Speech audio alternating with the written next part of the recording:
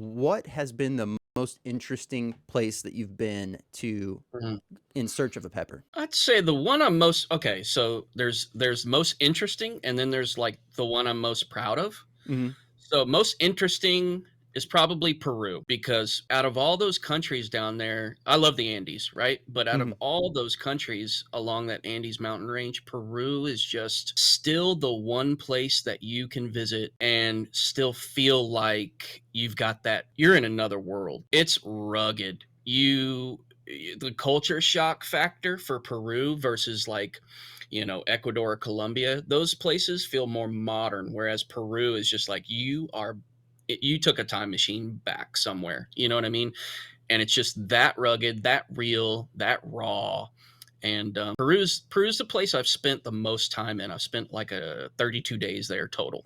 Gone back, the first time I was there for 21 days, we hiked the Salcantay. We went to Iquitos and visited shamans and did all that stuff. And That's that was super cool. just that was life changing for me. That 21 days in Peru. So that one was like the one that was most interesting. The one I'm most proud of is probably my time in Bolivia, because before that trip, I was always just going to these places to find domesticated species of peppers, Mm, right? Just the ones we all grow in our gardens and stuff.